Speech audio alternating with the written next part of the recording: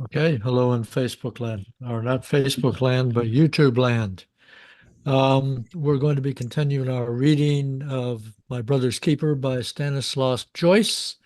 We are in the middle of chapter 3. Um, and I'll put some keywords in the description of the video. So if you have a copy of the book and you want to read along, you can read along.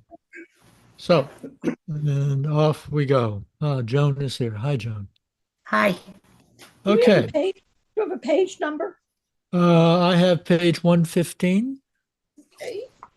and it is the, Yep, the got it. paragraph that starts, "It was while we were living at Royal Terrace." Got it. Okay. It was while we were living at Royal Terrace and during a brief holiday at Mullingar, where my father had found temporary work revising voting list. That Jem wrote his first play, a realistic drama in 4 acts, if I'm not mistaken, which he called A Brilliant Career. He finished it towards the end of summer before returning to Mullingar. It was a reference to his work in it. There was a reference to his work on it in An Epiphany and in Stephen Hero. I have little recollection of the plot, but as much as I recall of it was a rehash of ingredients borrowed unconsciously, I'm sure, from When We Dead Awaken, A Doll's House, and The League of Youth. A young Dr. Paul, for the sake of his career, throws over a girl, Angela, with whom he's in love and marries someone else. He renounces the valiant purposes of his youth and becomes a time server. His career is a big success, great success, and still young, he has been elected mayor of the town, unnamed, in which the scene is hid. There's a serious outbreak of plague in the port. There were some sporadic cases of bubonic plague in Glasgow that year, and the town is thrown into a state of panic. The Dr. Mayor copes with the situation energetically. In a short time, the threat of an epidemic is eliminated. From the outbreak of the plague till the end, a woman has been organizing assistance for those stricken with plague. And after a public manifestation of gratitude to the mayor, the woman comes to see him. She is Angela, the girl the doctor had jilted. She too is unhappily married to a jealous husband. The doctor realizes that his brilliant career is dust and ashes. My recollection of the play, especially the end of it, is vague. It ended up in psychological disaster, though not in tragedy. After bitter recriminations, Angela goes out, leaving the doctor to his thoughts. I seem to remember that the curtain for the last act was that after Angela had gone, the servant comes in to announce dinner. Tom. Okay. When he had finished the play, he sent the manuscript to William Archer, the eminent Scotch dramatic critic. Must have found time to read it almost immediately, for within a relatively short while, he took the trouble to reply with a letter containing a long, careful, and on the whole, not discouraging criticism of this juvenile work. 2 Vernon Chambers, Southampton Row, WC, 15th of September, 1900.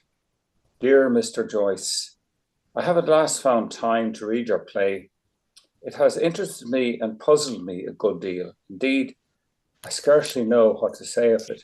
You seem to me to have talent, possibly more than talent, and yet I cannot say that I think this play a success. For the stage, of course, the commercial stage at any rate, it is wildly impossible. No doubt you realize that, but taking it simply as a dramatic poem, I cannot help finding the canvas too large for the subject. It narrows in the last act into a sort of love tragedy, almost a duologue. But in order to reach the point, you construct a huge fable of politics and pestilence, in which the reader one reader at any rate, entirely loses sight of what I presume you intend for the central interest of the drama. I've been trying to read some elaborate symbolism into the second and third acts to account for their gigantic breadth of treatment. But if you had a symbolic purpose, I own it escapes me. It may be very good symbolism for all that. I own I am no great hand at reading hieroglyphics. Next.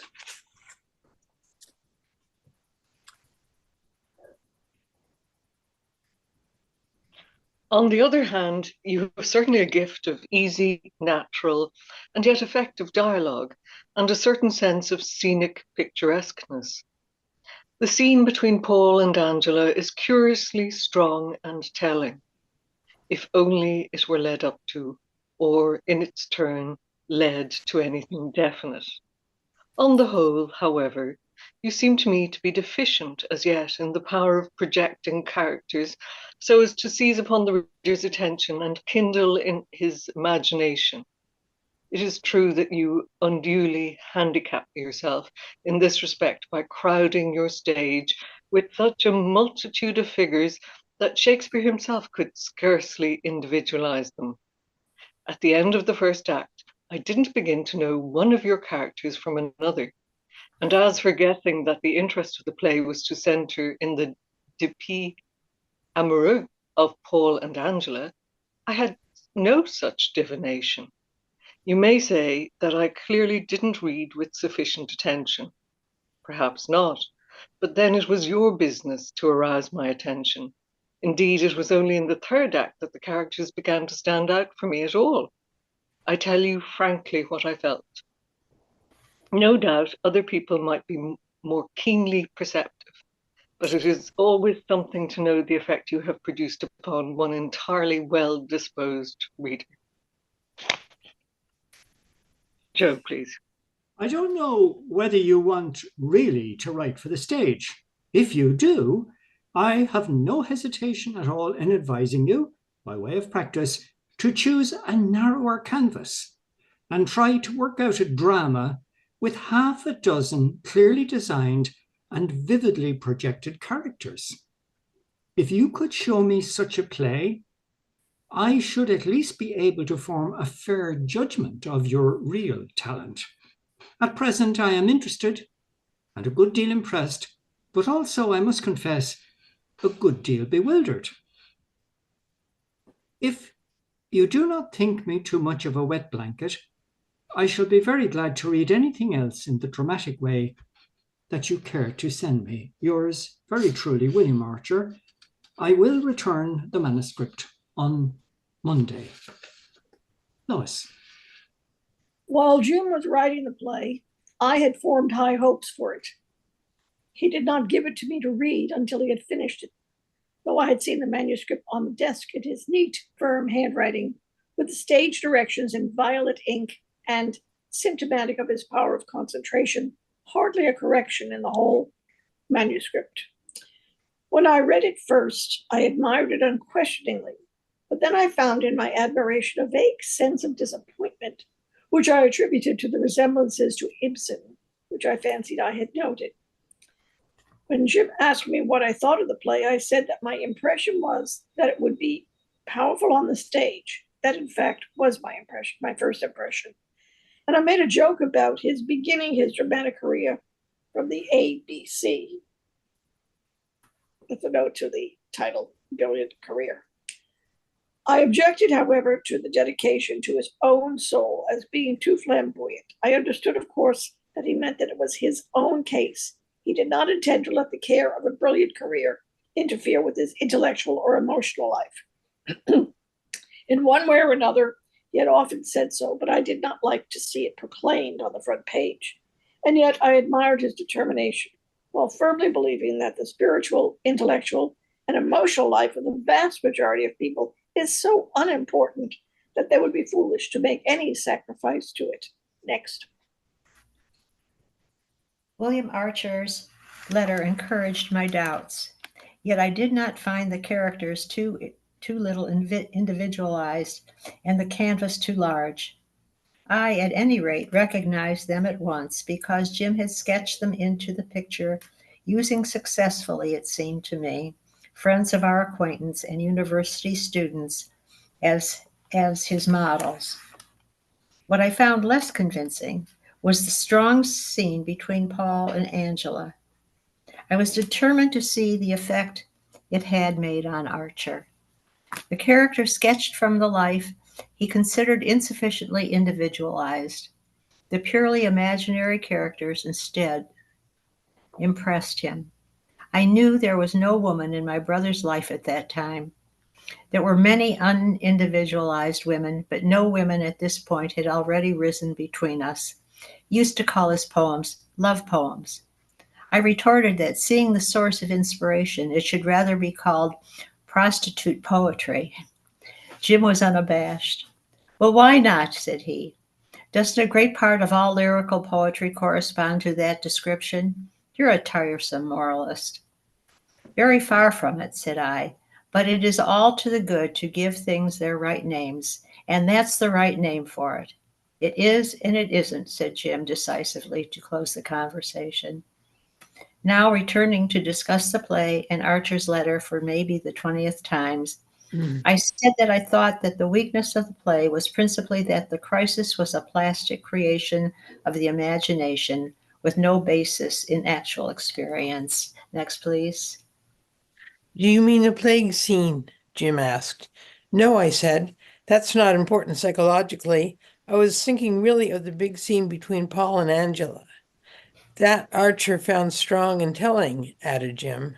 Of course, he must know what would be effective on the stage, I admitted, but I don't find it convincing, perhaps because I know you too well. Where did you get that scene? Here, said Jim, smiling and touching his forehead. All here. I think, said I, the scene would be more telling for me if I knew it had some basis in reality. How can you know, Jim objected, whether Ibsen's scenes have any basis in actual experience or not? I don't know, I admitted again, but I have that illusion. I fancy the reality of experience has a way of making itself felt. There are realities of the imagination too, said Jim. Why then, I retorted, do you pour such ridicule on the dreamy dreamers with manuscripts hidden in their desks? Yara, what reality of experience do you think I could have in this city? Said Jim, leaving my question unanswered. Is it with so-and-so and so-and-so? And he reeled off the names of girls he knew. No, thank you. I leave flirting to clerks.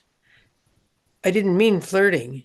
Well, if you mean anything else, you are talking like an idiot, said Jim.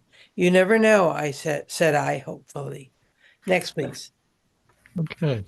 If you don't mind, while the letter from William Archer is hot on our mind, it seems like it would be fruitful to have a discussion about it. I mean, I found Archer's letter to be a masterpiece of supportive criticism.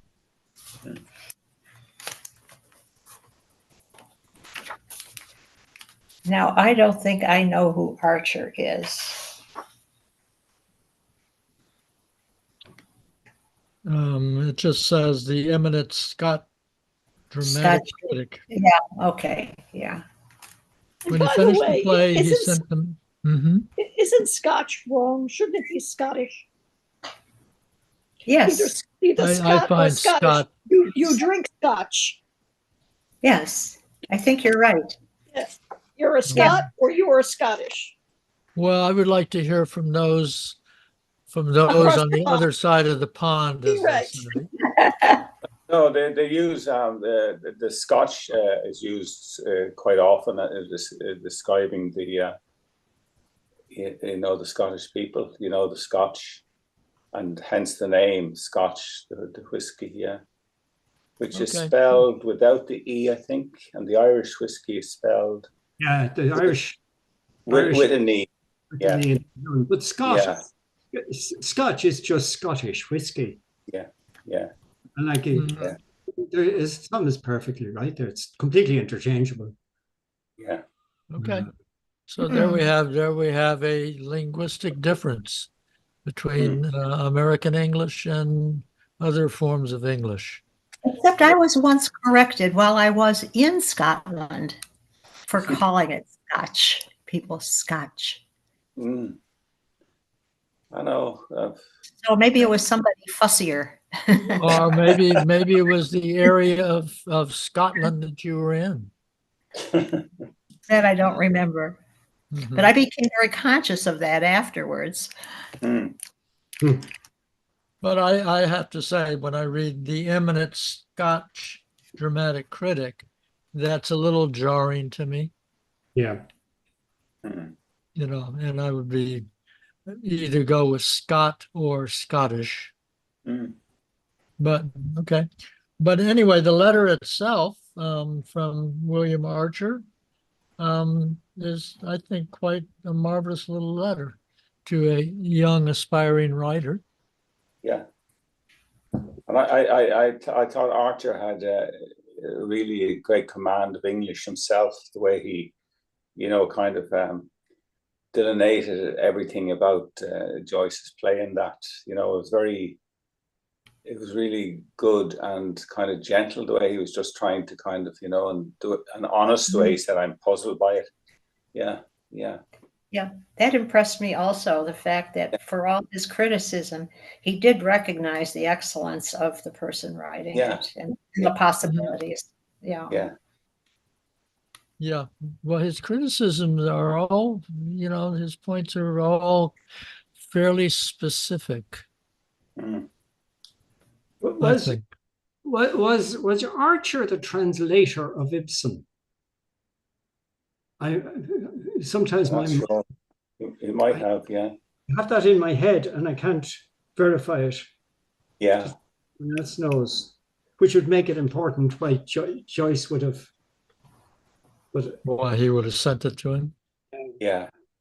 But it's remarkable that he would pay that much attention to something coming in basically from a juvenile.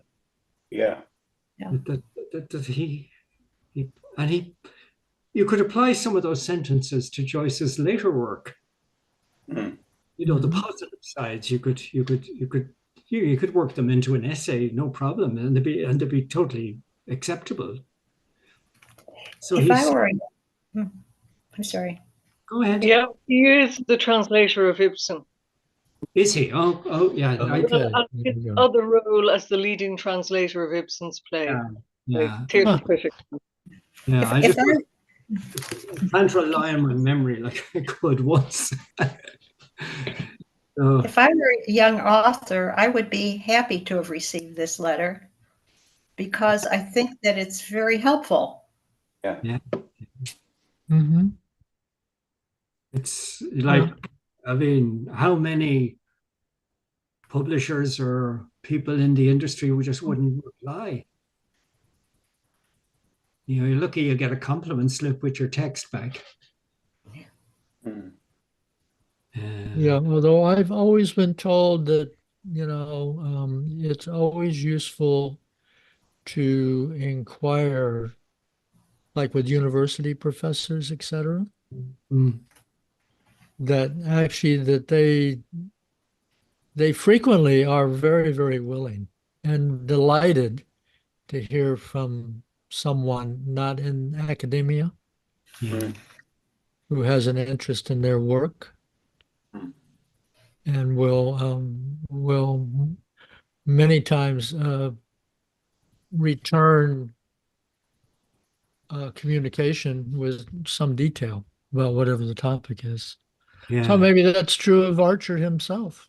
He may have been delighted to get a letter from a aspiring young writer who had the chutzpah to send him a letter.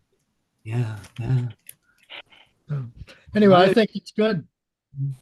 Yeah, I had an involvement with a publishing company in a different capacity now, and they specialized in history publications, a particular branch of history, and like a very small place, like 3 people working there here in Dublin, and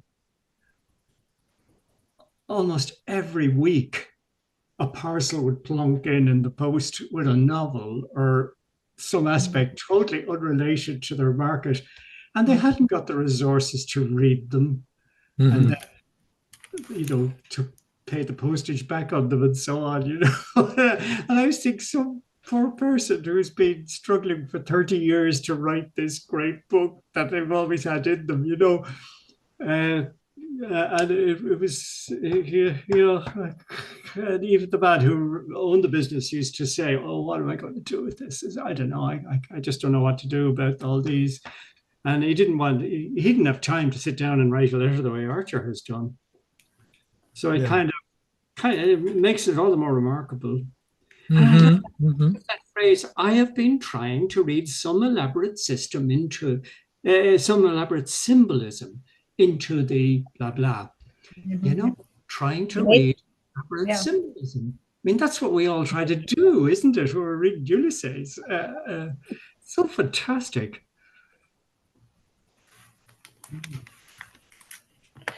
When I was very young, I had the grand mistake of thinking I could write poetry, and sent a bunch of them off to various places that always returned with what we call in the United States a pink slip, which that but no comment. No saying you did this or that or the other thing. Yeah.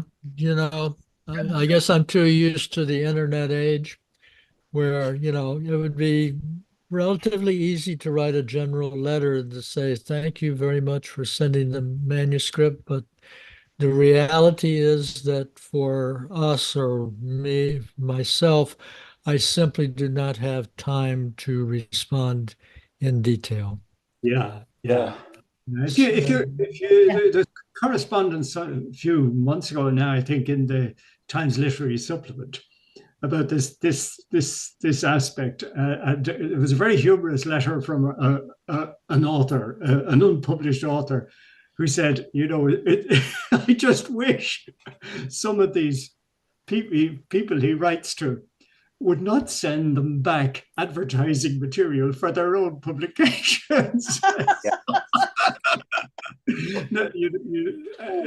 And I just said, can you imagine sending off your manuscript for the 30th time and getting back an advertising leaflet for their latest publications? They should be thankful for social media. The aspiring writers are those types of publishing houses should be thankful for social media like Twitter. There's a tremendous number of aspiring writers that talk to each other on Twitter. That's right. Yeah, that's the great thing about social media. And if you read areas, John, I don't know if you're still writing poetry, you might still have some of them. You can send them to a poetry magazine, but you don't have, you just do it online, and they might publish them. You never know. Yeah. Yep. Okay. What was I going to say? I was going to say something. Actually, I thought William Archer did a better job of criticism than Stanislaus did. Myself. It's interesting, wasn't it? They had an equal and opposite reaction. That he didn't like the scene with Paul and Angela, where Archer did. It's interesting.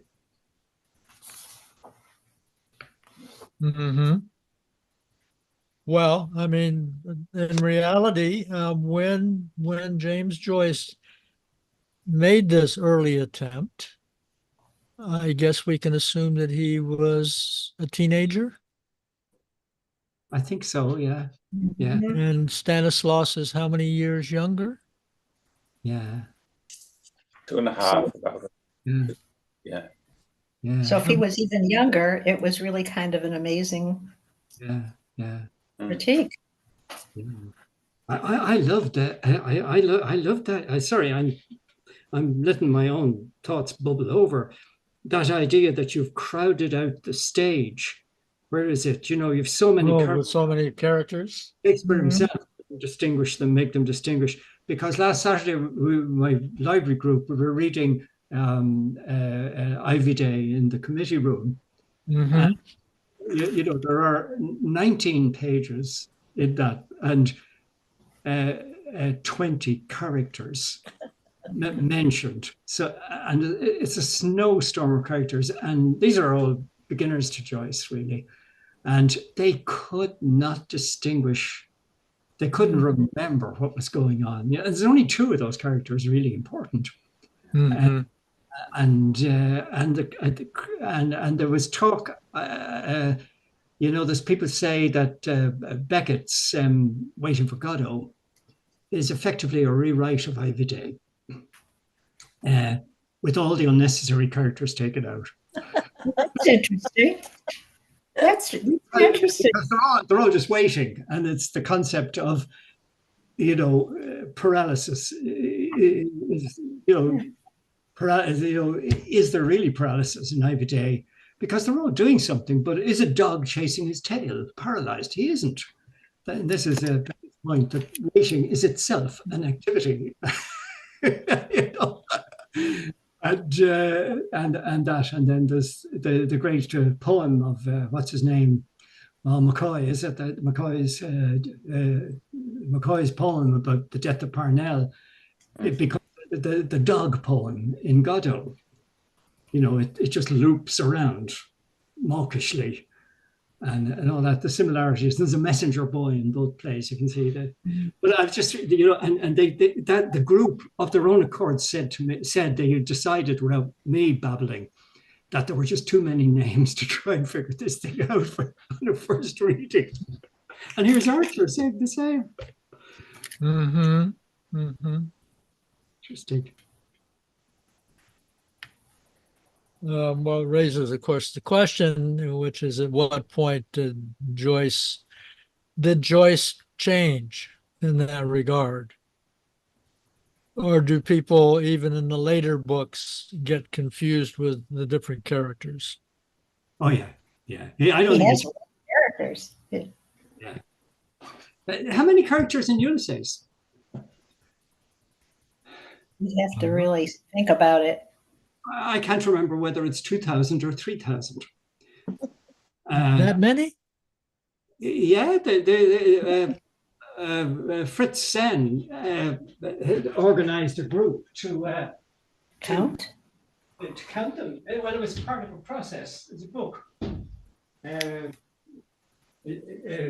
Who's who when he's at home? You know, Who's he when he's at home? He's at home, and I think there are 3,000 names there, and some people have two names, and then some people have wrong names at different stages in the thing, and there are those who have no names. The character who may well be one of the others, but so there it is. Archer says it. I kind of like that though. I like that because it makes it very real. You like a lot of characters? That's what I was going to say. And in Joyce's defense, I mean, this is real life, where the number of people that we encounter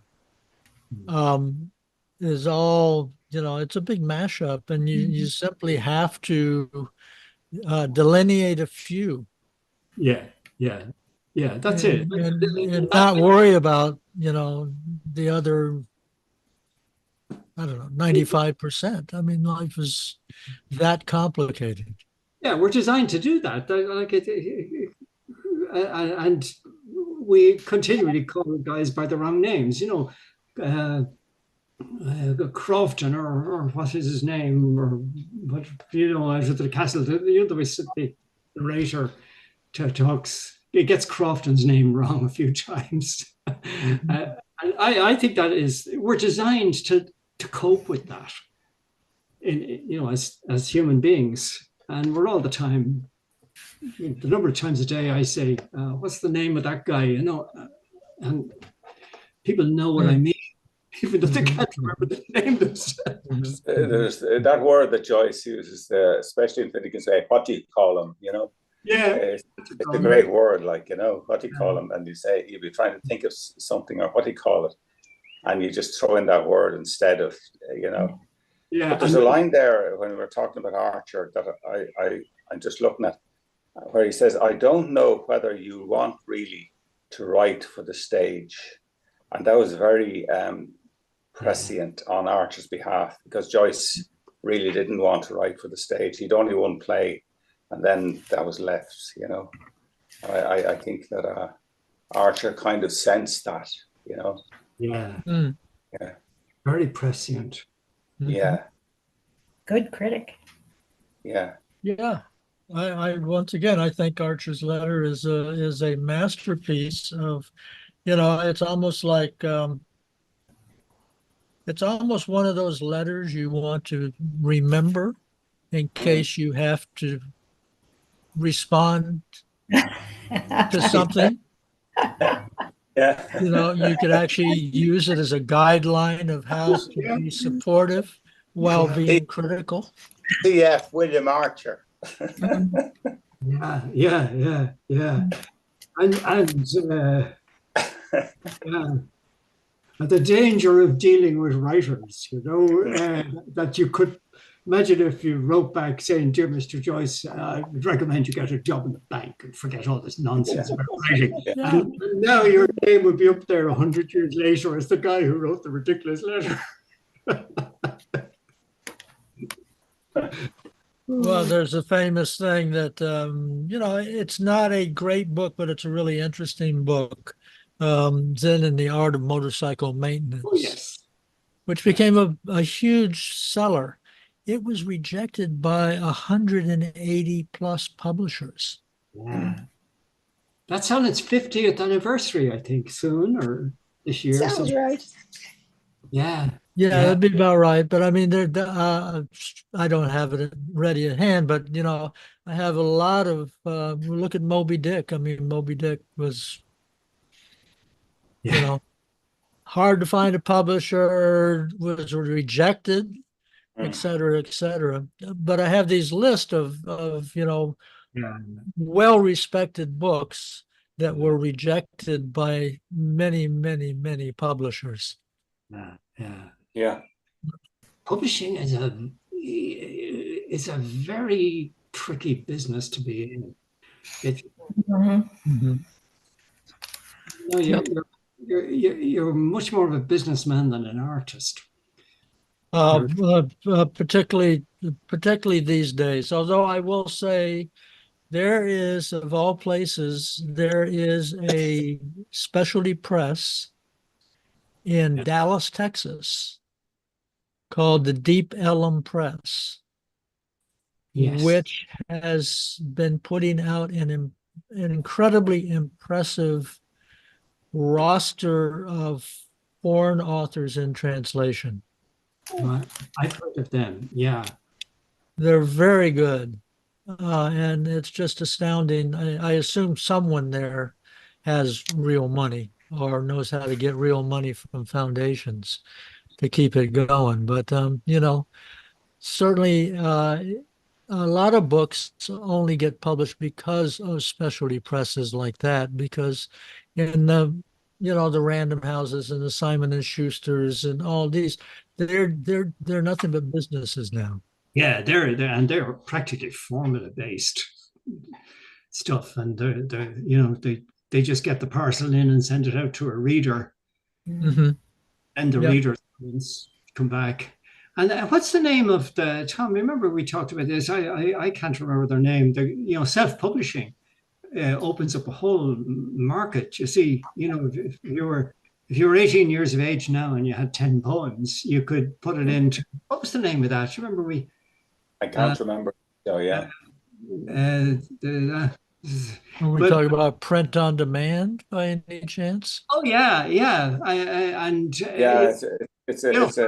For a couple of $100, you'll get a run of books, and you can give them out to your friends, this sort of thing. Right. Well, the old name was Vanity Press.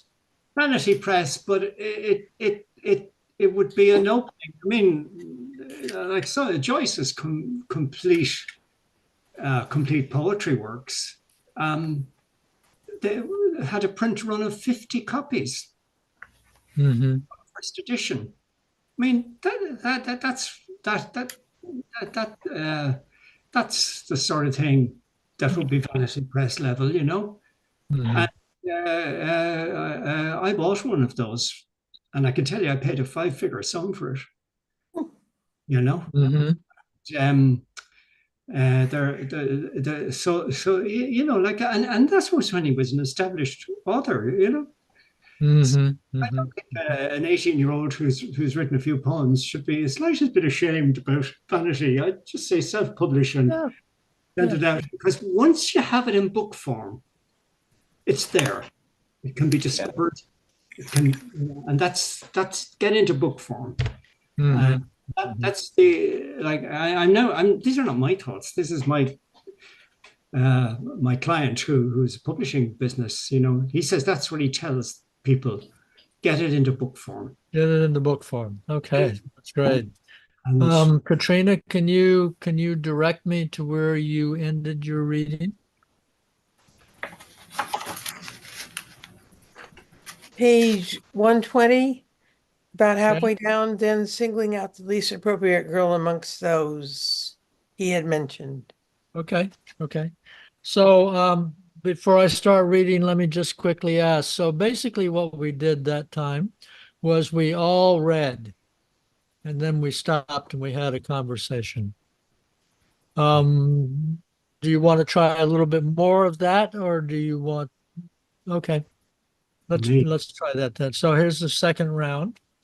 Then singling out the least appropriate girl amongst those he had mentioned, Jim began to describe in minute detail all the preparations, physical, spiritual, and financial, that would be necessary before beginning to lay siege to her virtue. It was in his comic Rabelaisian vein, like Leopold Bloom's anti-meridian maneuvers, the denouement. The comments of all the members of both families, including the cooks, was very funny. Jim never seemed to be observant, but when he was in this mood, one saw that he missed very little. He used to say that he didn't see things, that he absorbed them. At any rate, his comic interlude put an end to the discussion. I gave more weight, and perhaps so did Jim, without saying so, to the phrase in Archer's letter in which he said that my brothers seemed to him possibly to have more than talent. He lent words to my conjecture and vicarious ambition. As for Jim, he didn't believe in genius. He said it was a fake of vanity. He believed in talent, work, and what he called throwing himself into what he tried to do. Next reader, please. He quoted apropos something Catulle Mendes had written to the effect that among the French decadent poets, there was no lack of talent, but that they were too indolent or disorderly to work. But I believed in genius, and even then knew that if he had only talent, he would follow the beaten track, but that if he had more than talent, he could be expected to be unpredictable and to blaze a trail of his own. And yet my influence, sometimes amounting to pressure, in all our many years together, was always deliberately towards beaten track, because I felt that he ought not to leave it too easily. My brother replied with some delay to Archer's letter, thanking him, of course, for his friendly criticism, but telling him at the same time that he himself thought less of a brilliant career than Archer did, but for a different reason. Jim did not specify the reason. I protested. I said that William Archer would ask himself, why the devil has he put me to the trouble of reading it then, and be offended? But Jim paid no attention to my objection and sent the letter off. He was right. Archer was not offended. He must have realized that the author was a boy of 19. His correspondence continued to be helpful and friendly. He took offense only after the publication of Ulysses, forgetting that men of more than talent go their own way. But his criticism evidently made my brother aware of many deficiencies, for he thought seriously of abandoning his university studies and going onto the stage in order to gain a practical knowledge of the production of dramatic works. Beginning with the easiest part of the project, he sometimes took a theatrical paper called, I think, The Stage, and chose his stage name, Gordon Brown, a choice which bore witness to his admiration for Giordano Bruno, whose philosophical essays he was reading at that time. Orla? During this time, we had moved once more. My father's method, whenever a landlord could not put up with him any longer and wanted to get rid of him, was to go to the landlord and say that it would be impossible for him, with his rent in arrears, to find a new house, and that it was indispensable that he should be able to show the receipts for the last few months' rent of the house he was living in. Then the landlord, to get a bad tenant off his hands, would give him receipts for the unpaid rent of a few months, and with these my father would be able to inveigle some other landlord into letting him a house. In these auspicious circumstances, we moved into a smaller house in a poor neighborhood. Between one moving and another, so much furniture had been sold off that we were now reduced, as I have said, to a well-laden float. Some of the family had gone on ahead to the new house at 32 Glengarriff Parade, and as the last of us to leave Royal Terrace towards evening, walked slowly after the float, with the dray horse straining under the weight. My father kept lilting to himself one of his songs. Shall carry my heart to thee, shall carry my heart to thee, and the breath of the balmy night shall carry my heart to thee. Next, please. The third heart was, of course, a Corona on a high note. The evening was balmy, and my father was pleased with himself at having pulled off his little trick again. In all these movings, he used to make a great ado about the family pictures. His father, 2 pictures, young and middle-aged, his mother, grandfather, and grandmother. They were his credentials. Later, at Trieste and in Paris, my brother too, following him in this, set great store upon them. In my opinion, they were furniture pictures, glazed and wooden portraits that looked as if the sitters had been seized with a catalepsy of respectability while being portrayed. Glengarriff Parade was a depressing neighbourhood. One end of it led out onto a main road, and we were near the corner. I don't think that I was ever curious enough to explore where the other end of it led to. It was during our short residence there that Jim composed his songs, consisting of at least half a dozen settings for his own poems, and for some of Mangan's and Yeats's. Some of them were real songs in form. Others were more like haunting liturgical chants, but all caught the spirit of the words they accompanied. One morning, shortly after we had moved into Glengarriff Parade, I was standing at the open and still uncurtained window of the only front room, watching the butcher's boy walking in the middle of the road with his head in his empty basket. He was raising the dust with his feet and intoning loudly, walking along the road, kicking up all the dust, and there's ne'er a one in Glengarriff Parade dare give him a lick in the puss. A rival poet, I said, smiling to Jim, who had come to the window, but Jim was amused. He called him the poet of the rugged glen, which he said was the meaning of the name, Glengarriff. He had been studying Irish for a year or so. Jim was not limitary in his sympathies as I was. They extended in Ireland from Mangan and Yeats to the unlettered poets of the rugged glens, where a few years later Synge was to stake out his claim. If he sometimes seemed to be limitary in his sympathies, it was because he had no doubt as to their order of importance. Nice. My brother did not go on the stage except as an amateur actor in a one-act comedy by Maggie Sheehy, in which he played the leading male part. The title of the comedy was Cupid's Confidant. Geoffrey Fortescue a rake and adventurer, is paying his addresses to a wealthy girl, but just when he seems to be in the straight and winning comfortably, because sweet innocence has quarreled with her true lover, he is jockeyed out of position by the girlfriend of sweet innocence, Cupid's confidante, played by the authoress. She beguiles the rake into making love to her and unmasks his villainy.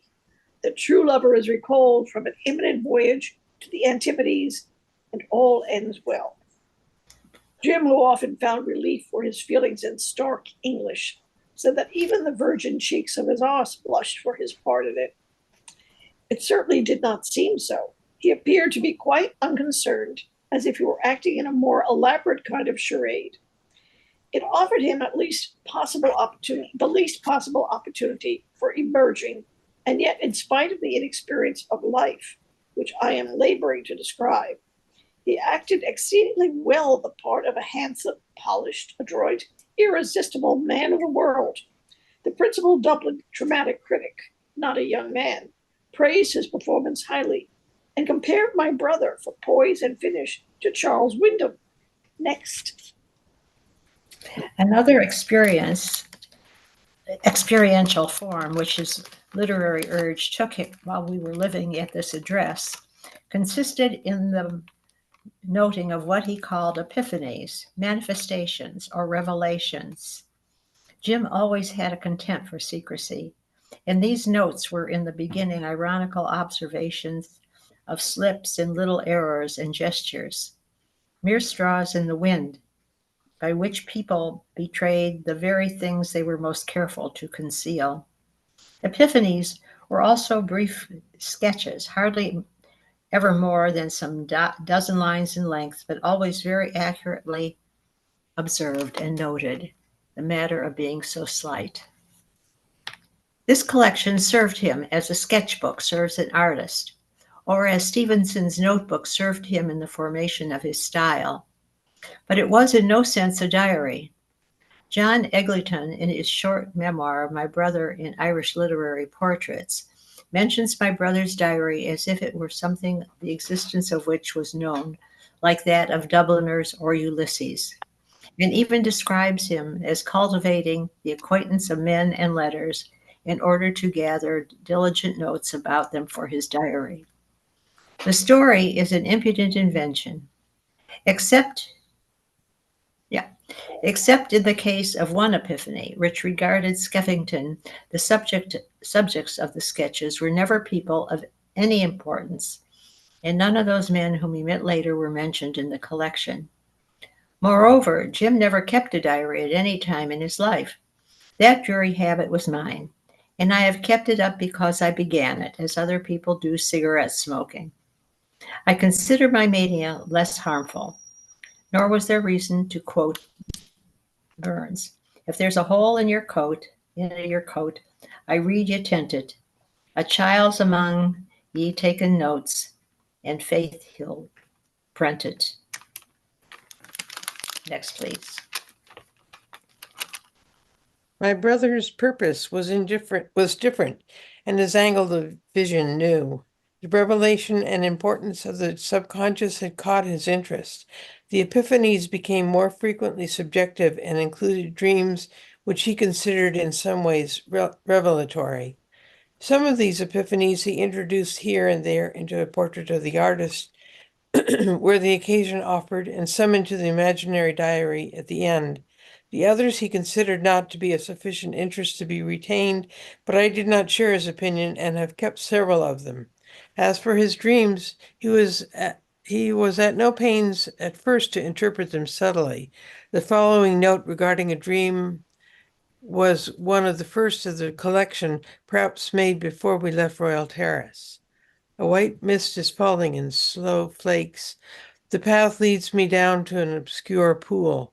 Something is moving in the pool. It is an Arctic beast with a rough yellow coat.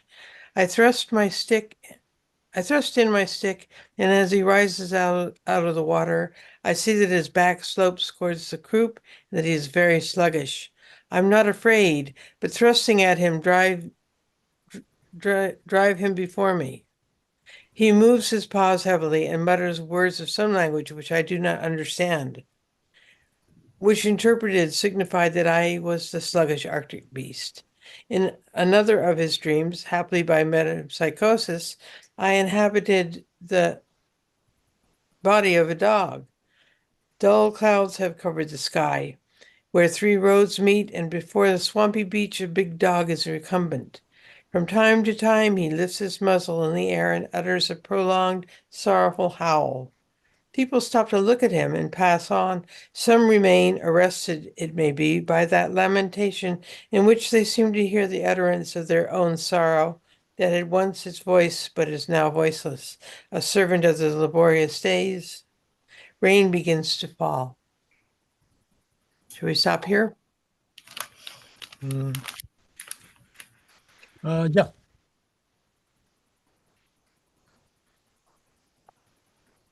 We are very close to the end of the chapter. Do we want to just finish it? Yeah.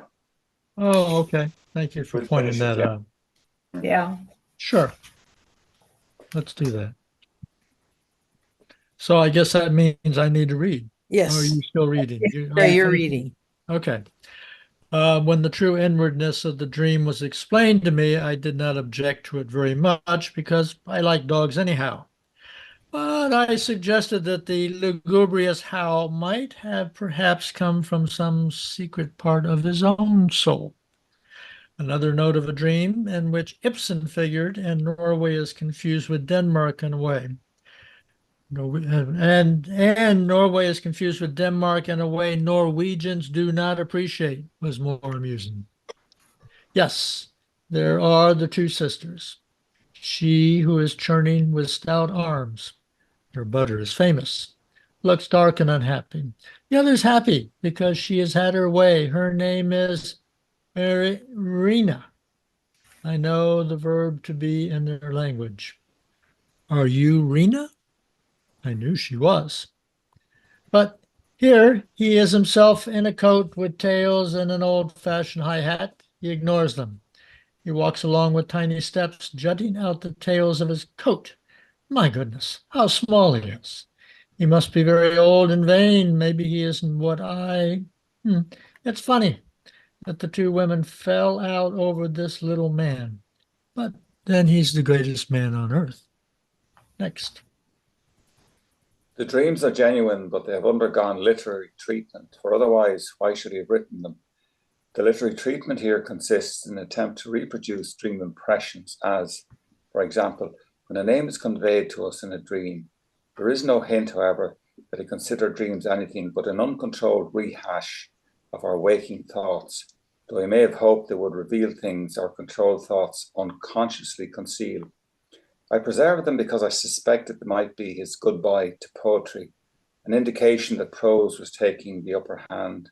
And I could see what he was driving at, the significance of unreflecting admissions and unregarded trifles, delicately weighed in an assaying state of mind for what is basic in them.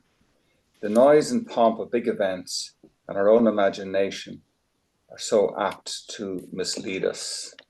Orla?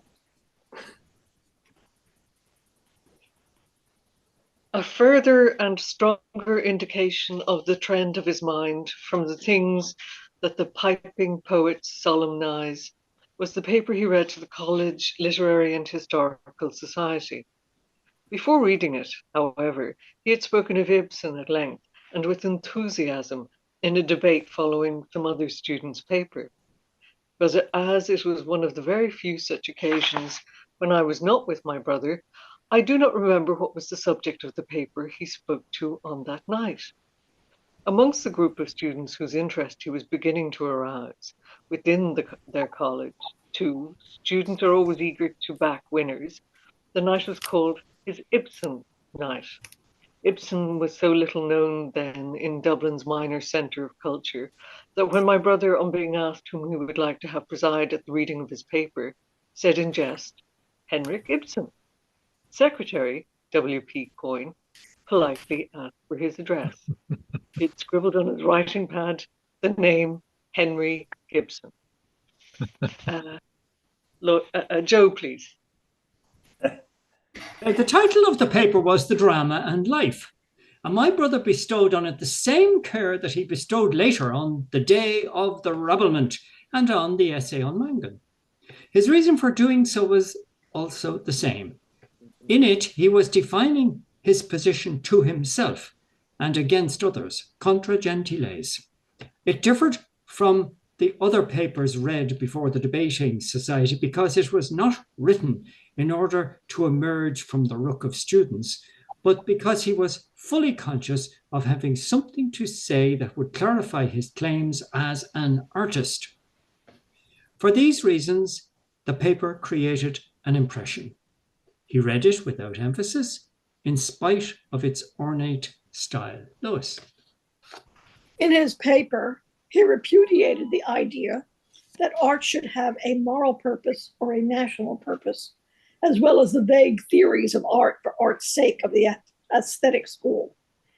He maintained that art had no purpose, that all fixed purposes falsify it, but that it had a cause, namely necessity, the imperative inward necessity for the imagination to recreate from life its own ordered synthesis. He spoke of the importance of the artist in the community and insisted on his right to develop his personality freely in accordance with his own artistic conscience and without being drawn into movements or making himself a mouthpiece of others. The artist inherits difficulties enough to struggle within his own soul. Next. Turning to the drama, he asserted that it was the highest form of art because it was not static but presented life in action, and further because of the discipline it imposed on the artist, who must remain behind the scenes and allow his creatures to live out their lives crises on the stage. He derided the superhuman proportions of the heroes of romantic drama and the clamorous and violent deeds of those which are the center, all sound and fury, signifying nothing, and declared that more intense drama of a wider human significance could be enacted in the anteroom of a Norwegian villa. Katrina, how about you finish it off? All right. Finally, he defended the realism of modern drama, but looked forward in the close to a realism that should comprise the penetrating illumination of the imagination and be like the tree, I forget how to pronounce that. Yggdrasil. Thank you. Whose roots are deep in earth, but in whose upper branches the stars of heaven are glowing and astir.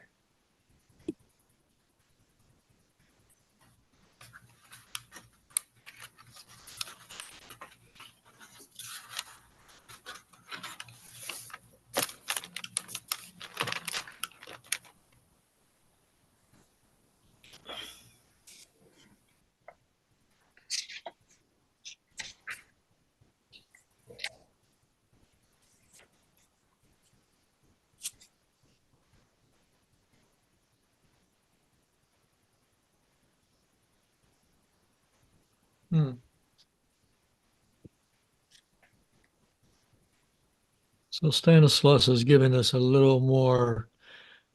a little more information about epiphanies here.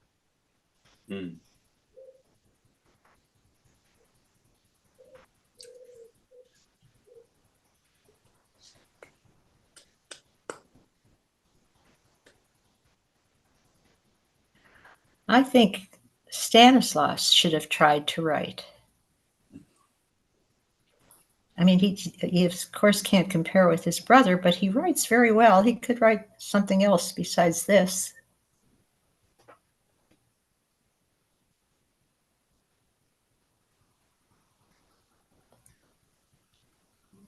As far as I know, this was his only book, right? And he didn't really complete it. I don't know of any other. Yeah. And he was a lifelong diarist. So that's what helped him do this book. Yeah. Have anybody seen any of Stanislaus's diaries? Don't know where they are even. But we're probably in some respects reading them. Yeah. because this is certainly a diary of his relationship and with his brother and his ideas about what his brother was doing and their relationship. The interesting thing is that most writers are told and to write every day. Mhm. And that they have some kind of, like George Bernard Shaw, I think, used to try and do 300 words a day or something, and on the 300 word, you would stop. But you'd done your duty for the day. And yet, if you put these two boys together, they make a writer.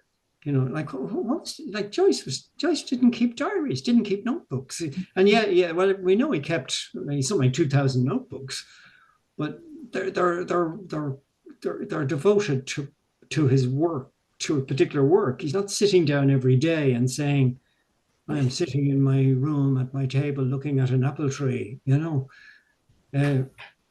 So it's really strange. It's as if Stanislaus fulfills the missing part of James.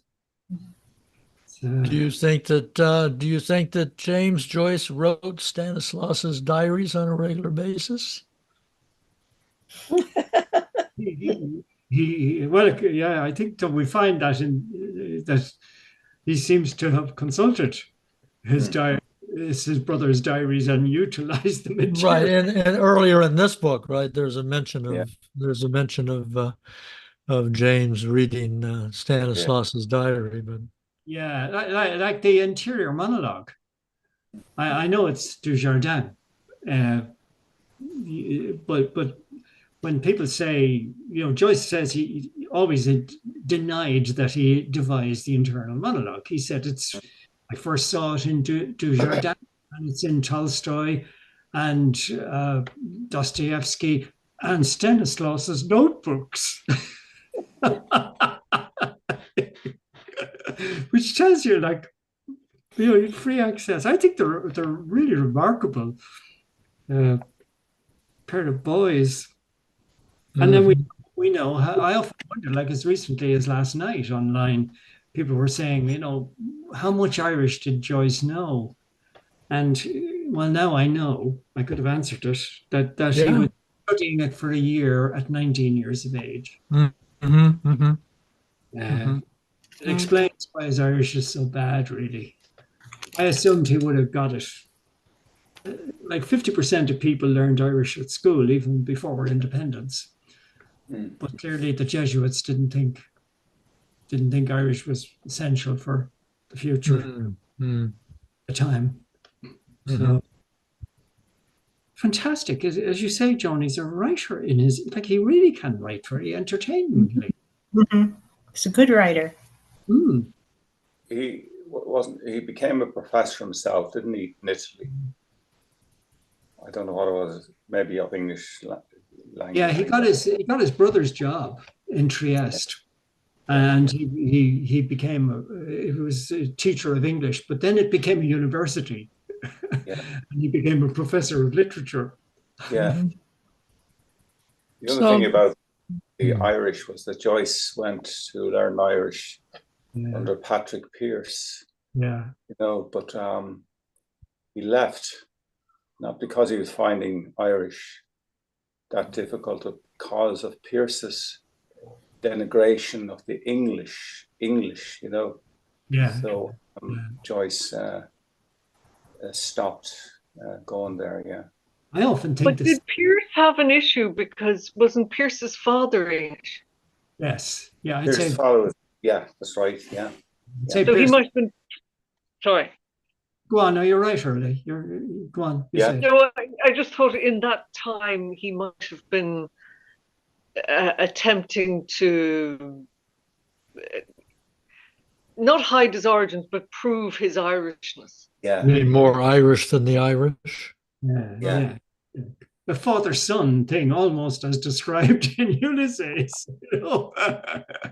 But that compensation thing, But I often think The Citizen has a lot to do with Patrick Pearse, although it's not mentioned.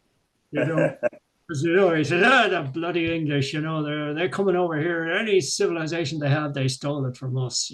This sort of stuff. Mhm, mhm. So yeah, so much to think about. Jack There's a lot said to that The think about. Citizen. Sorry, you go ahead, Mhm. Duncan. No. Orla, please. No, it was just Jack said The Citizen is based on Cusack, Michael Cusack. Yeah. and that. Well, this is from Jack, and Jack said that Michael Cusack, Cusack Stadium, all this sort of stuff. What he did was, Joyce is being sort of cynical about it because Cusack took over the land of evicted people. Yeah, yeah. And so it's again this sort of, Cusack's the citizen man, but he has moved in on the land. And that's why Joyce has him there, because he. And he says the fellas over in the West waiting to let light into him, for taking over the evicted tenants' land. That's there. But Cusack himself was a very mild-mannered man. I don't think he would have been shouting and roaring in a pub. So Joyce blends characters, 2 or 3 into one.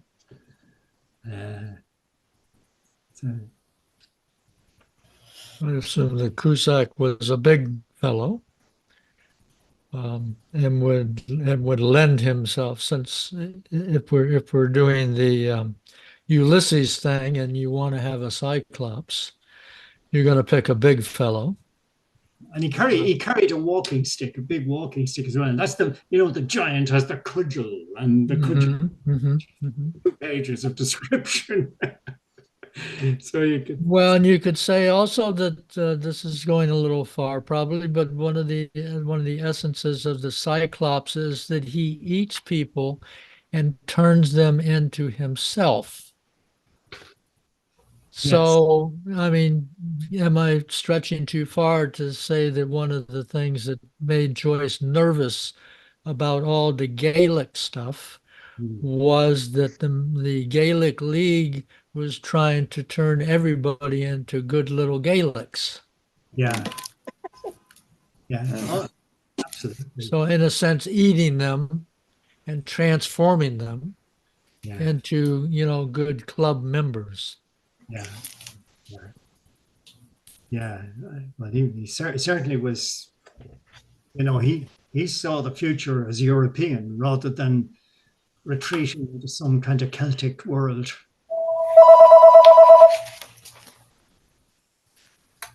Bombay calling. Let's see if I get that. Did you get it? Yeah. But it's interesting about dreams, isn't it? Would that be an interest of all people at the time with Freud, the interpretation of dreams beginning? When was that, 1900 or 101? So, but it's interesting,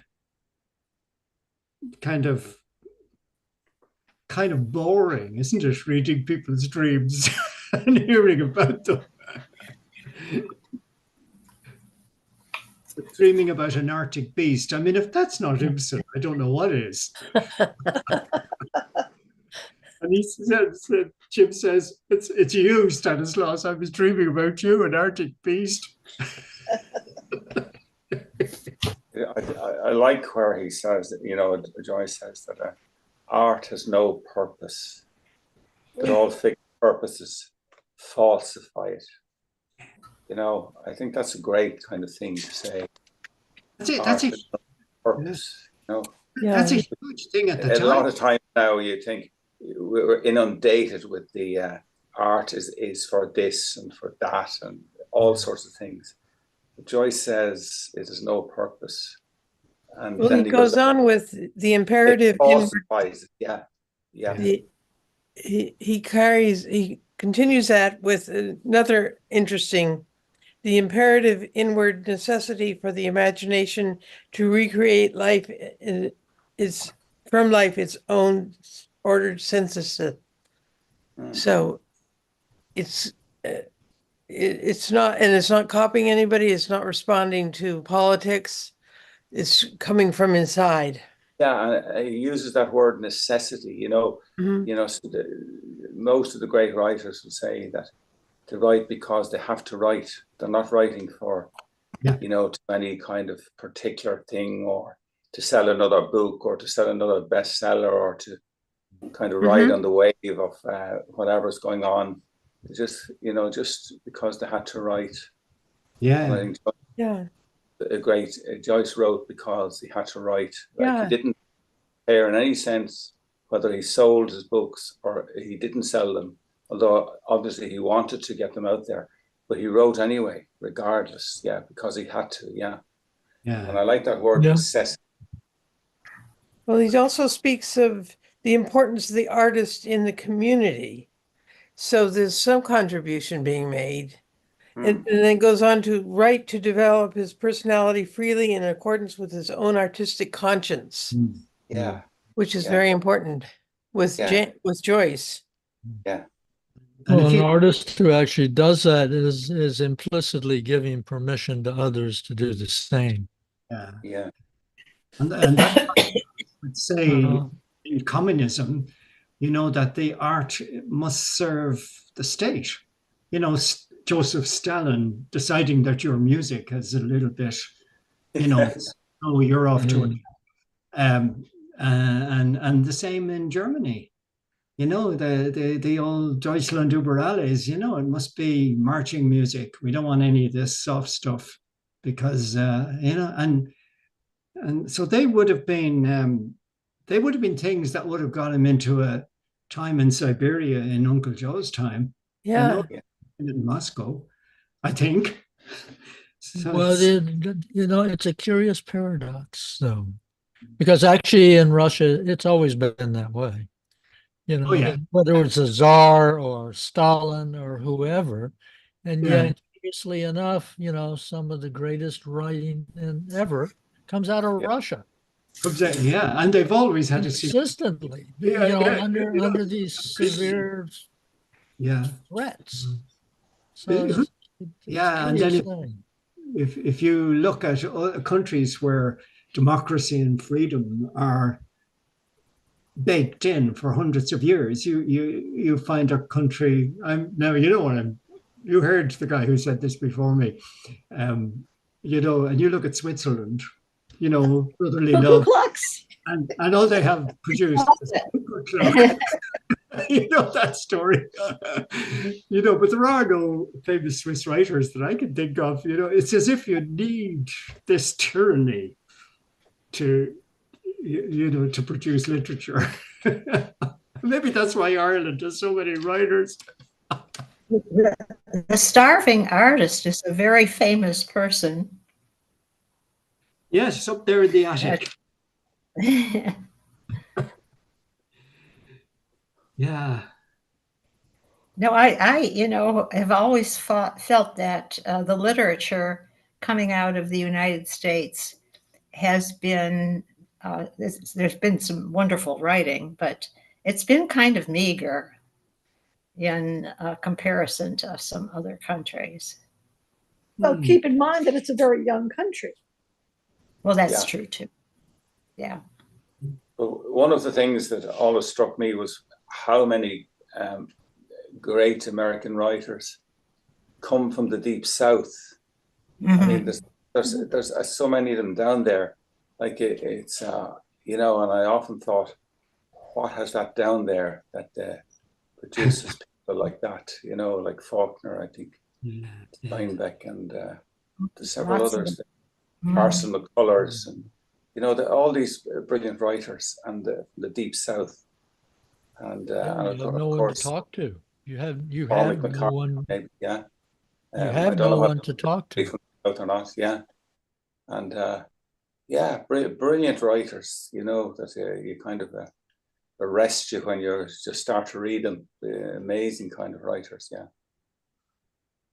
Well, I think that goes back to the necessity that Yeah. your best writers, of course, there's a lot of formulaic writers, but your best writers do have a necessity, and it's a necessity, I think, built out of a kind of aloneness that you, in your immediate community, you can't find people to talk to about the things that are important to you. Yeah, yeah. And so you write to, in a sense, talk to yourself and to get it out there in the hopes that the writing itself will draw people who have some understanding of what you're trying to say. That's a good description of the art of writing. Well, yeah. I mean, I don't know if I'll ever write anything at all. I always dream about writing, but as I enter in this critical phase of culture and history and all that, I realize that there's just a whole bunch of stuff that I can't really tell many people. Yeah. Because they just either don't understand it or they don't want to hear it. And yet, you know, it kind of wells up inside.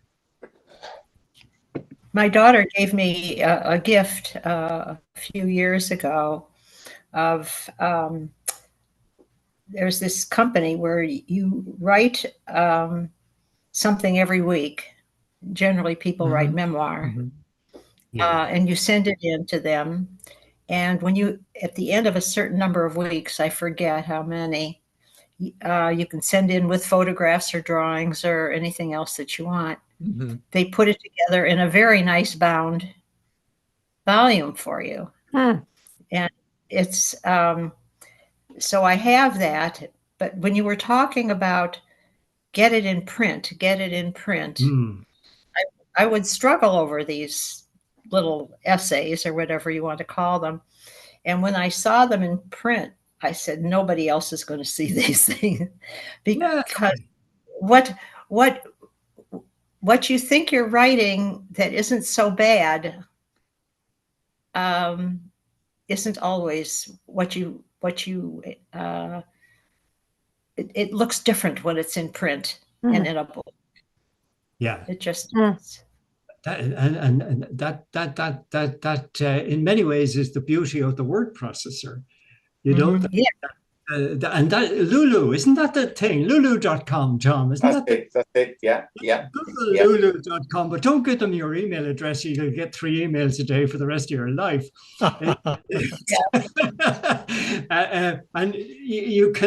it has to be in typed form. And and they will print 1 copy for you. And it's not expensive by any manner of means. Like you might be, if you're looking for 10 copies, you might be spending $100, you know. And you can just buy a single copy. But that act, a lot of people who've done that, as I've met over the years, they say you sound very, your own writing when you get it back sounds like it was done from a pulpit. It's very preachy. That when we write, we don't realize how preachy we sound. But it's not just an individual. We're all like that.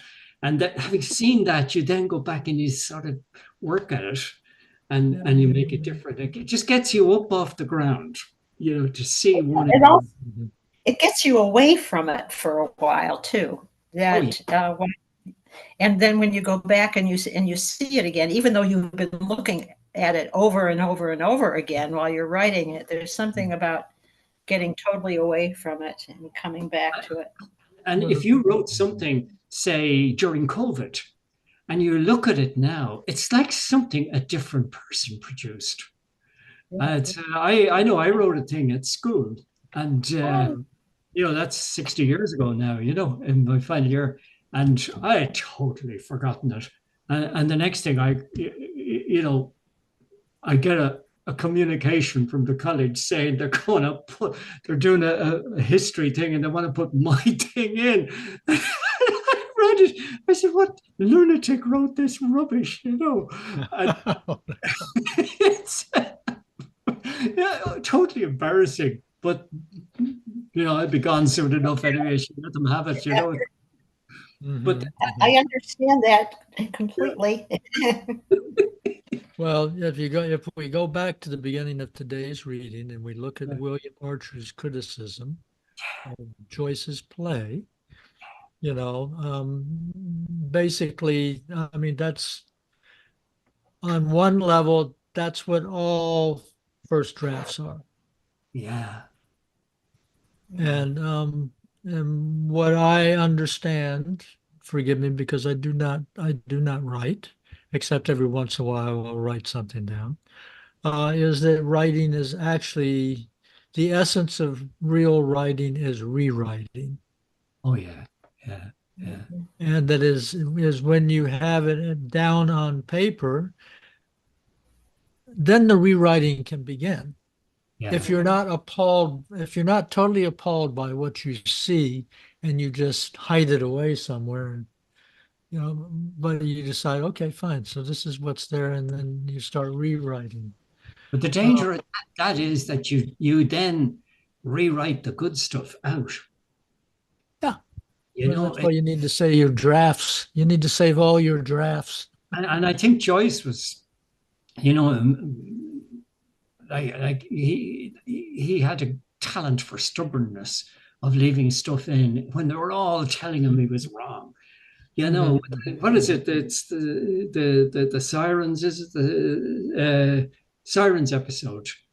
You know, and he gets the letter back from Ezra Pound saying, you know, did you get a kick in the head, or were you bitten by a dog or something that you're writing this nonsense? You know, this is sirens.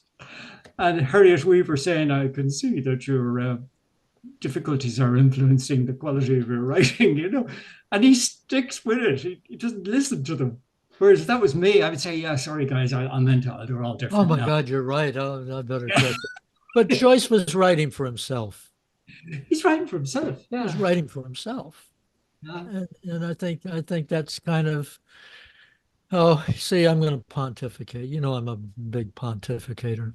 I'm embarrassed about it, but it's incorrigible. It's I okay. don't think I give it up. But you know, I mean, I think most of your great writers wrote for themselves. Yeah. And if they were lucky, they would find other people who liked it.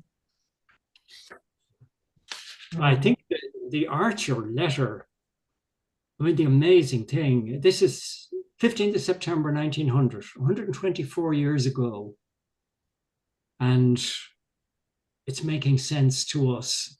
Mhm. I mean, there's really something special in that letter, that quality, you know. Yeah. Yeah. Yeah, there was a J.D. Salinger quote that I came across where he was talking about becoming disappointed and disgusted with the world. And he said, when that happens, the thing is to look for good writers that have dealt with these issues and communicate with them. That's, you know, that's kind of, I'll find it's really excellent. But, you know, it is true. At least for me, I come to the Joyce readings and the Dante readings and now the Shakespeare readings because this gives me a way to focus on my feelings and to work with them with a group of sympathetic people. I mean, it's pretty fantastic, really. I hope I don't abuse it. I'm sure I sometimes abuse the privilege of you know, working and talking with good people like you, but I try to restrain it somewhat. but it really is incredibly valuable, particularly in today's topsy-turvy Awfulness. awfulness. And Joyce's work is a kind of a useful, a great thing to circle around, because it lets all those ideas and anxieties and things I have never figured out in my life, it seems to mention them all eventually for me. You know, that's the way Mhm. a group of people. I know I can't find an example without getting very personal. You know, but a number of people have said that to me over the years. That you say, why do you go reading? Why do we appear? Why do you come back to read that? You've read Ulysses 5 times. Why on earth are you in it now for a 6th time? And they'd say, oh well, it kind of was only one day on the 3rd round, and Bloom was doing such and such a thing, and that really struck me. Because when I was 18 years of age, such and such a thing happened, and it's that ability of Joyce's work to reach into your life and kind of not explain it to you, but free a logjam you have had in there for a long time. And that's that. Good. People have said this to me over and over again. That it was, there was one night, especially down Swinney's, like years ago, like we said there was a night down Swinney's, and I went home and had the best sleep I'd ever had after, because I suddenly realized X, Y, and Z. And it's here we have the making of it as a young adolescent.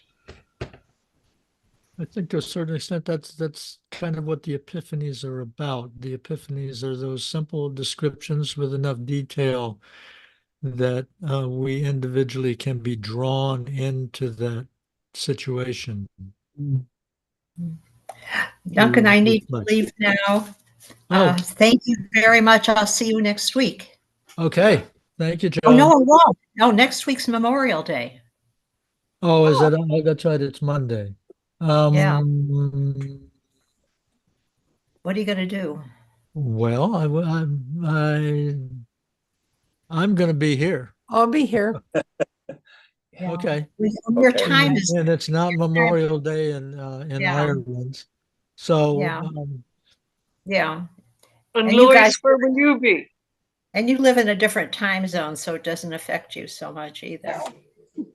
I'm in New York City, and I should probably be around. Yeah. Okay. But anyway, Joan, thank you for being here this week, and come back as soon as you can. And well, the week after I'll be back, but okay. I'll be eating hot dogs. All right. You're gonna go. Okay. Bye-bye. Bye-bye. Thanks. Is it a bank day next Monday in America? Say it again? It's Memorial Day. So is that a bank holiday? Yes. It's a federal holiday and everything's closed. Yeah, I think it's actually our attempt to escape. I think originally Memorial Day was kind of our attempt to escape from May Day. So instead of celebrating Labor Day and May Day, which was a commie holiday, we moved it to September. That's Labor Day weekend is in September. Yes. So it's clear that we are not supporting the workers in a communist or socialist manner. Well, is it a May Day, and it's for Virgin Mary? We crown you the Queen of the May.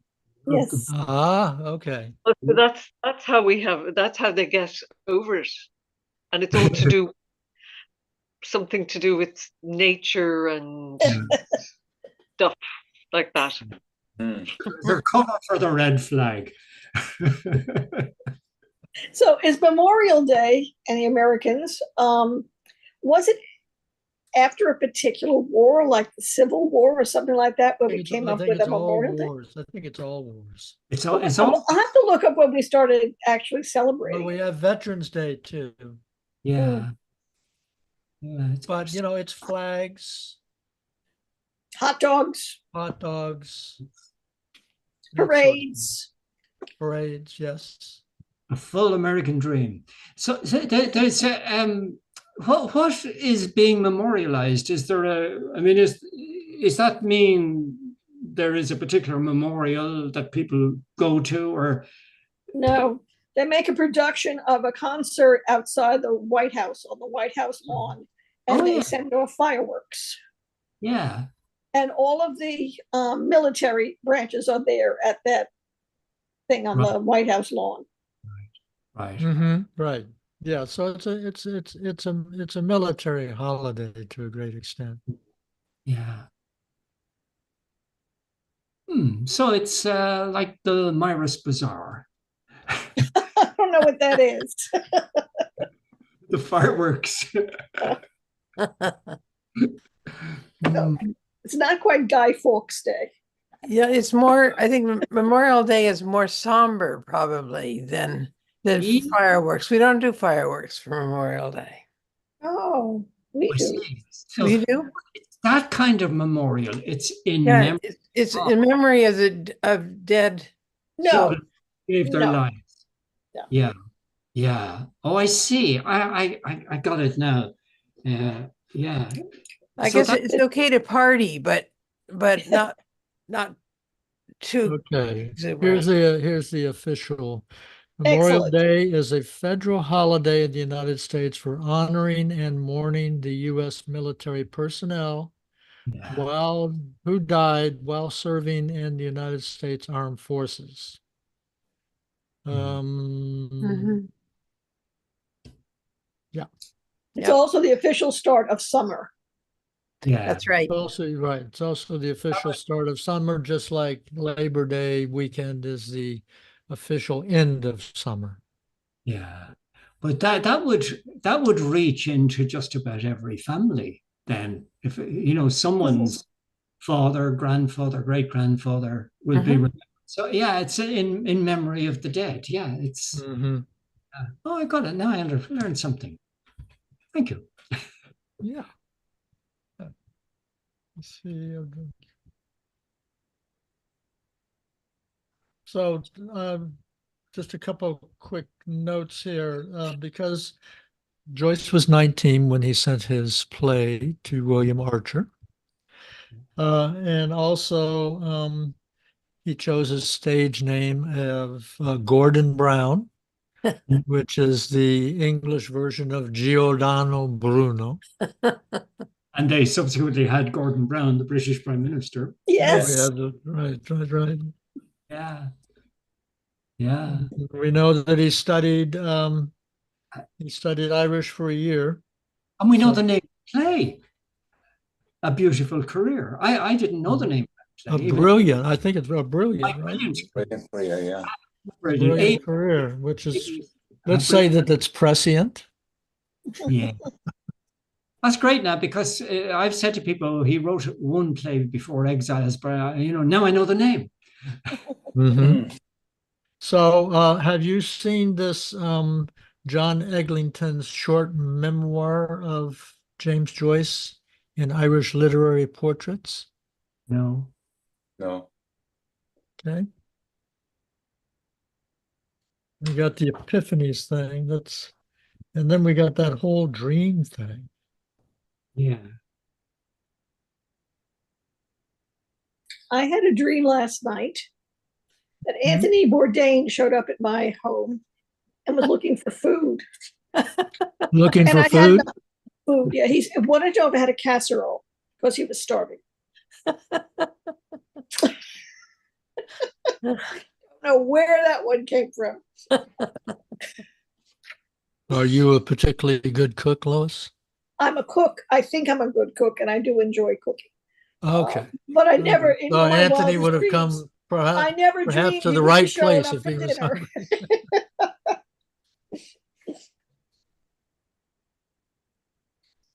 And I I didn't have any food. I want to read this one thing about dreams that I think was particularly smart by Stanislaus. The significance of unreflecting admissions and unregarded trifles delicately weighed in assessing the states of mind for what is basic to them. The noise and pomp of big events in our own imagination are so apt to mislead us.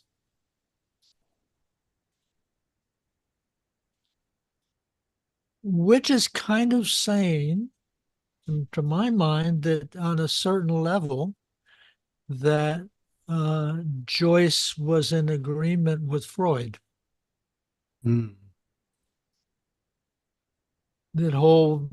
Freud's whole thing was it was the mundane. It was the mundane where reality was to be found, not in the fireworks displays. Yeah, yeah. I don't know if it's conventional wisdom, but I have of the opinion that Joyce was hugely influenced by Freud. Would you say that again? A little louder, Joe? I'm of the opinion that Joyce was very influenced by Freud, that Circe is entirely Freudian.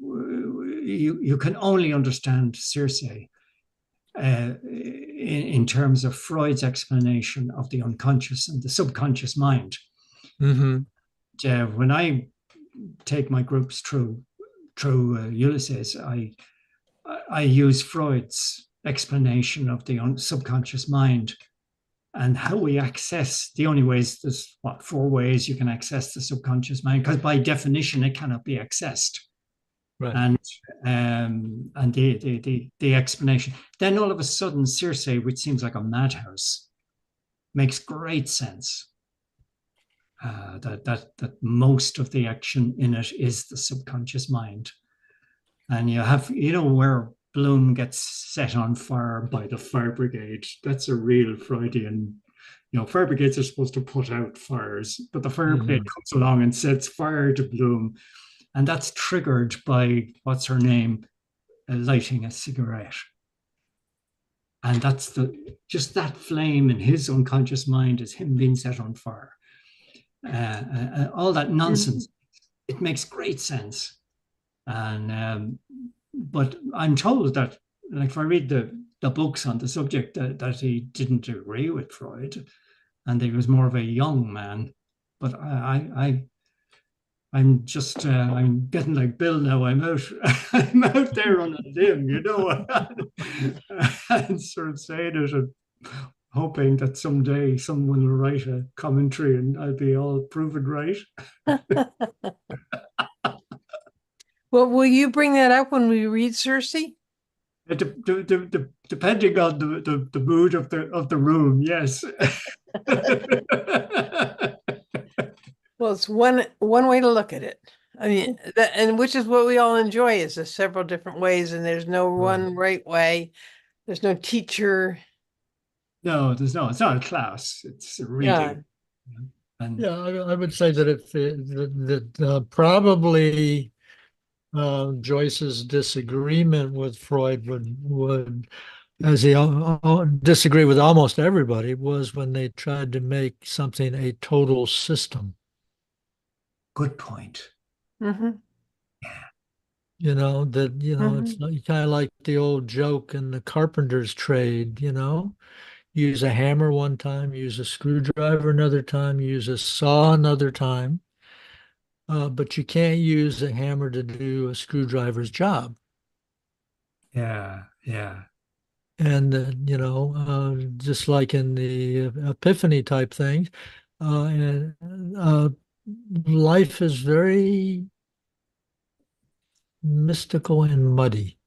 Yeah. Mm-hmm.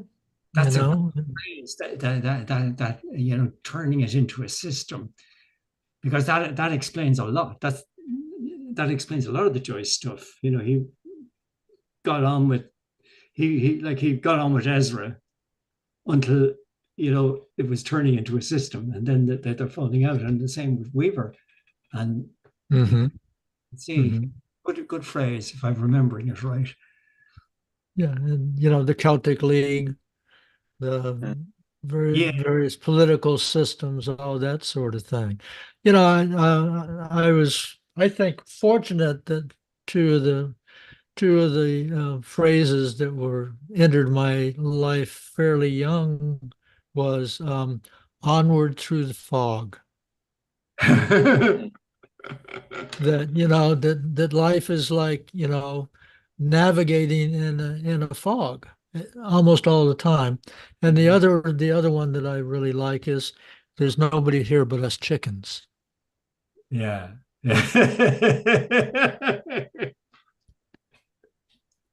Some chickens are smarter than other chickens, but they're still chickens. Yeah. And that one should maintain a certain humility and strong sense of humor while navigating reality. Mm, mm, mm. Uh, anyway, Good stuff. I'm thinking of, we were talking last week about Shakespeare, but I was trying to think one of my favorite lines in Shakespeare, and we're talking about dreams, and it's the one out of The Tempest. We are such things as dreams are made on, and our little life is rounded with a sleep. Yeah. And you misquote that so often, because when you say we are such things as dreams are made, it's looking for the word off, but actually Shakespeare used on, and I misquoted that so many times. But we are such things as dreams are made on, and our little life is rounded with a sleep. Huh. It's Yeah. Yeah. Yeah. To me, the dreams are just obvious dreams, but I think the vast majority of us actually go through life in a waking dream state. Mm. We have learned certain interpretations, and we get caught in those interpretations, and we actually live life at a slight remove almost all the time. Yeah. You're And the back other to thing, when we're sorry, Joe, when we're talking, was there was so much that Joyce kept clear of. That's unbelievable. He wasn't frightened of them or anything. He just kept clear of them. Just like what we're reading, that he kept clear of anything that, like the day of the rabblement. He kept clear of any multitude or any kind of people following this or that. And he just kept clear of it all the time, all his life, without wavering whatsoever. Yeah. Yeah, when you think like the movements that were afoot, Yeah. You could say Catholicism, nationalism, National Socialism, communism, and none of them touched him at all. And then lay a finger on him. He couldn't be accused of anything. And even kind of wars and everything. I always remember, in Budgeon's book, that Budgeon said, Joyce asked him, who won the war, Budgeon? About the First World War. He was so distant from it. But even in retrospect, it's a tremendous question. Who did win the First World War? And there was Joyce just saying that, who won the war? Budgeon, yeah. It's because all the emotional pressures that would have been on him to write one for us, as was asked once, write one for us by them. And he said, I write myself in answer. Yeah. That's kind of the whole, almost in a sense, the whole Aeolus section and the chapter of the role of media at that time, the newspaper media. Mm, Yeah. mm, But yeah, I mean, he communed, it seemed, with a um, fairly select group of people for his conversations, but really liked to associate with a lot of people on this kind of just life level. But that he read deeply, it Mm. seems, Mm. thought deeply. Kind of that thing I mentioned about J.D. Salinger, that, you know, when we go through the world and we're a little estranged, and Yeah. you know, that to go back and to find writers mm. who have been engaged with this stuff on a really rich level. Yeah. Yeah. I mean, I don't think it's any surprise to me that I'm so interested in Joyce and Dante and Shakespeare. Mm. Yeah. Yeah. Yeah. In addition to, you know, there's other things that I'm looking at all the time also. I still engage in a lot of Oriental literature. Yeah, encountered Oriental literature for the first time the last week. La Fadi O'Hearn. I don't know if you've come across him. Oh yeah, yeah. Yeah, Yeah. I have I've had a book of his here for years, and I suddenly found myself looking at it personally because you were talking about Japan. It's sort of it's got Japanese on the cover. You know, the title's in Japanese, which makes it. Mm-hmm. It's in English, and I was sort of reading it, and oh, so I see now what Duncan is on about Japan. It's you could get into this. This could be nice. So, but I wonder, you know, you mentioned Zen and the art of motorcycle maintenance. Is that the name of the book? Yes, Zen in the Art of Motorcycle Maintenance. I was actually thinking of reading that because I listened to an hour-long lecture on it during the week. Oh. And I never read it, and I'm wondering, is it a bit late to read it at this stage, 50 years after publication, or should I? My suggestion would be try it. You know, read 150 pages. It'll either catch you. It's a man's struggle with his reality. Yeah, but his reality, but in the light of technology, you know, based on the lecture, I kind of have changed my attitudes to the printer problems I'm having here. You know, because last week it was the microphone, this week it's the printer. And I'm saying, right. Our continual struggles with the imperfections of quote perfection and progress. Yeah. Yeah, but well, you know, Pirsig he wrote manuals for technology companies. Yeah. To, you know, the equivalent would be like, you know, the manuals you'd buy from Microsoft that tell you how to use this and that. And that was his writing background before he got into writing Zen in the Art of Motorcycle Maintenance. But he was based in Japan. You see, he lived in Japan. Talk about Le Café O'Hearn now, right? Not Le Café O'Hearn, no.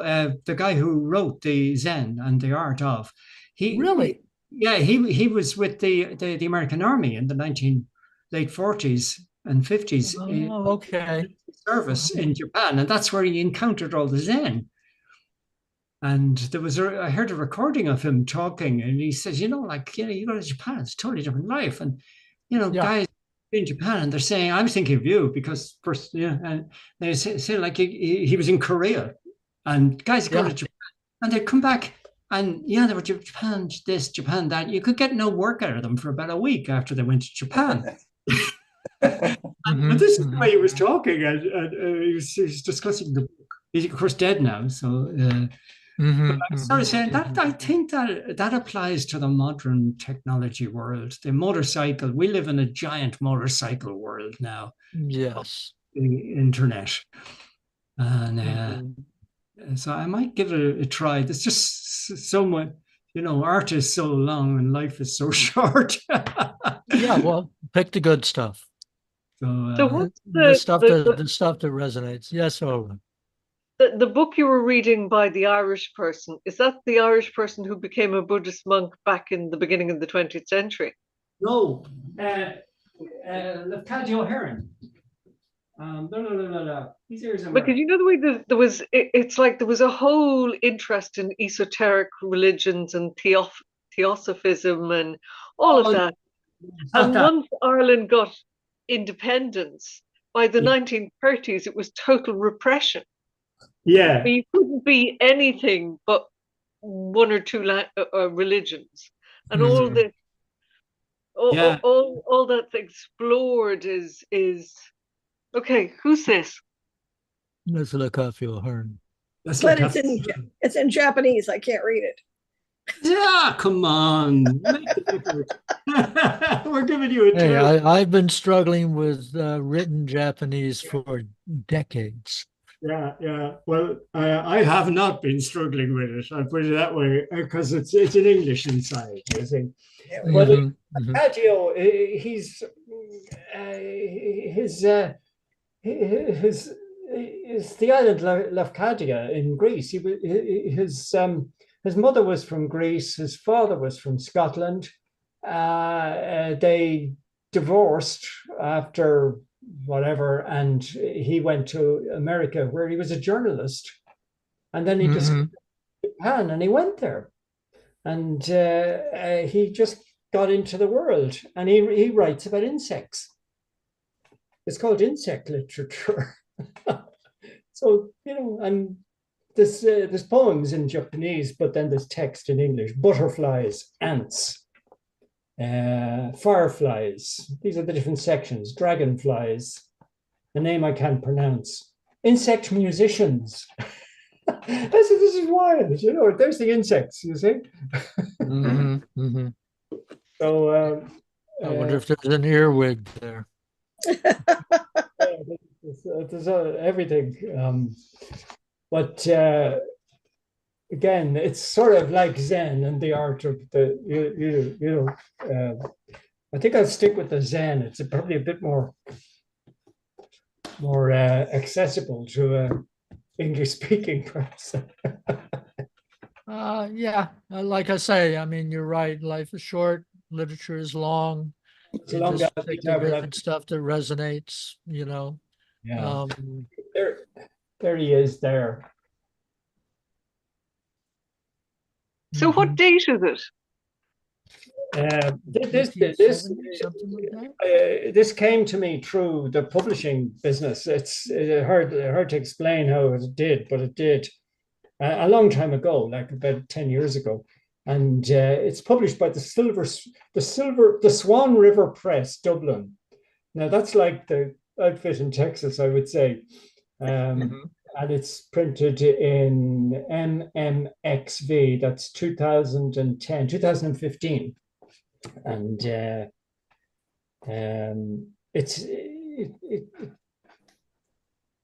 it's kind of the works of type of thing, because there's gardens in Waterford called the Lefkadji O'Hearn Gardens, which are Japanese gardens. And I was there. Mhm. And so it's very interesting, because I didn't understand Japanese gardens until the guide took us around and explained a few basics. And it's fascinating for a guy who cannot keep a garden to see the way this can all be done. And my dreams, I dream of Japanese gardens and that sort of wonderful atmosphere, and I can't achieve anything in it. Mhm. So So Orla Lefkadji O'Hearn was born in Greece in 1850, yeah, and he died in Tokyo, Japan in 1904. yeah. And is his name Hearn or O'Hearn? Hearn. Hearn, Hearn. And that's a great name in Waterford, you see. I think there's some Waterford connection.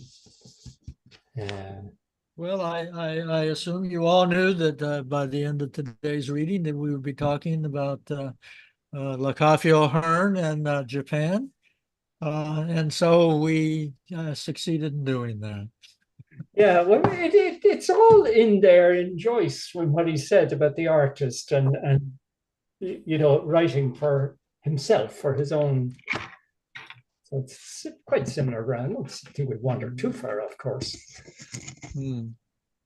So I'm going to thank everybody, and you know, we'll meet again to continue with Stanislaus next Monday.